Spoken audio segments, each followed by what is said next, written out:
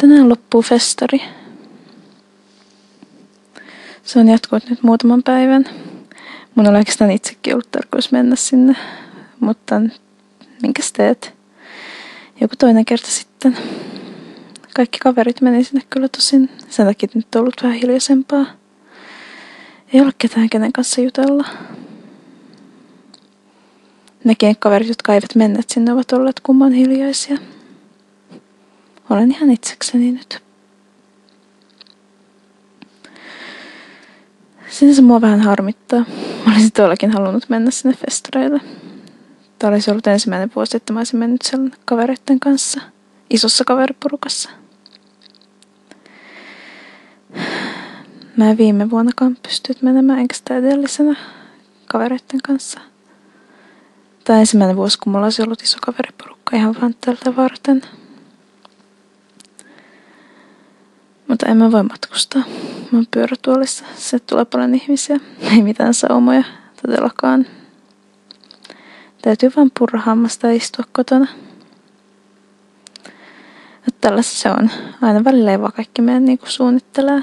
Turha siitä mitenkään masentua. Toivottavasti kavereilla on ollut siellä kivaa.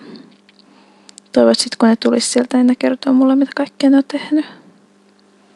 Yhdessä vaiheessa ne lähetti tekstiviestin, kyllä vaikutti, että niillä on ollut ihan kivaa. Todella kivaa varmaan. Mutta kyllä mä oon ihan ok. Tietysti toki vähän harmittaa, mutta että jos on pääse, että niillä on ollut kivaa. Turhan mun on niin nyt, että koska mä en päässyt, niin sen takia kellään muullakaan ei saa olla hauskaa. Ei tietenkään, se olisi lapsellista. Mä todella toivon, että mä pääsin ensi vuonna niiden kanssa taas. Ei mä oikeastaan ehkä tarvitse edes. Mä vaan haluaisin nähdä kaverit taas. Ei nyt tarvitse olla edes mikään festivaali, kunhan mä vaan näkisin ne taas. Opinnotkin alkaa jo. Alkaa hieman hirvittämään.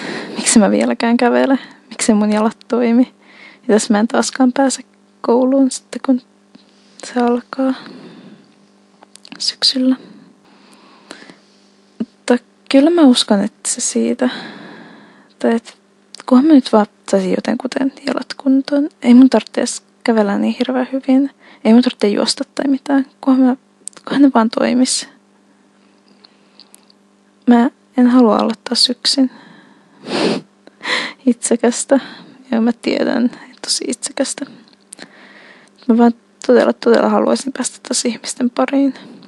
Mä haluaisin nähdä taas mun kaikki kaverit. Mä haluaisin tehdä kaikkea kivaa taas.